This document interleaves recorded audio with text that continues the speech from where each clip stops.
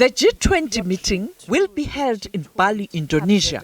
The meeting comes at a time where there are divisions in the group due to the war in Ukraine.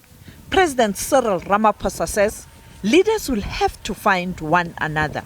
We will be taking to that forum a voice of reason, a voice of calming things down and ensuring that we can find a way of navigating a way out of these challenges.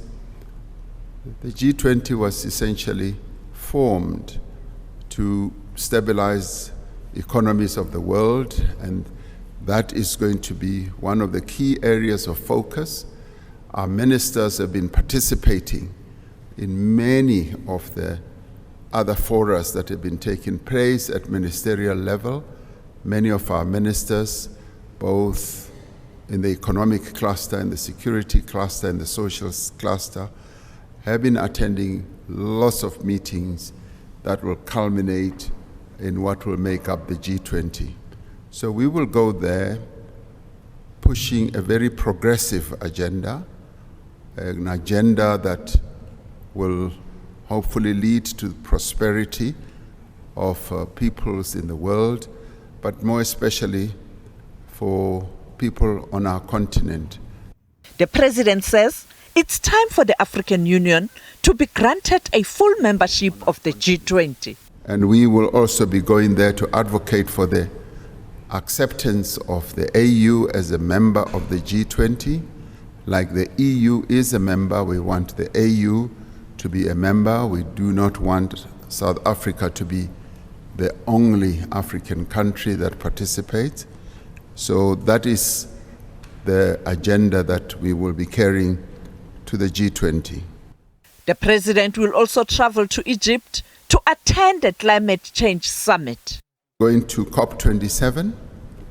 COP27 is going to grapple with the energy challenges, not only of the future, but even current energy challenges. And as you have said, South Africa is not the only country that is going through energy challenges. A number of other countries, particularly in the wake of, say, COVID-19, but we have our own challenges that emanate from the past, but also the challenges that have been given rise to by the conflict between Russia and the Ukraine.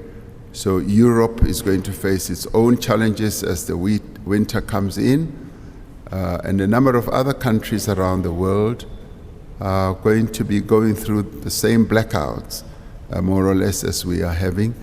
Turning to the SADC region, the president commended Lesotho for the recently concluded elections. I will be talking to the incoming Prime Minister, who has a desire to speak to me, and I'm hoping that we will be meeting soon.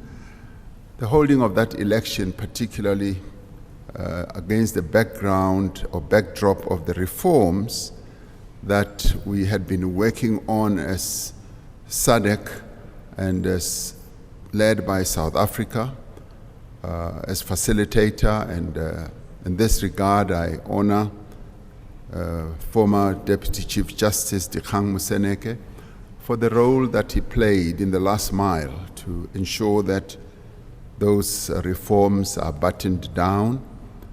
So we are proud as South Africa that we've been able to play a role, small role, in bringing stability to Lesotho and enabling Lesotho to usher in a new era in their existence, so that Lesotho, as they've always desired as Basotho, should no longer be an agenda item at the SADC meetings.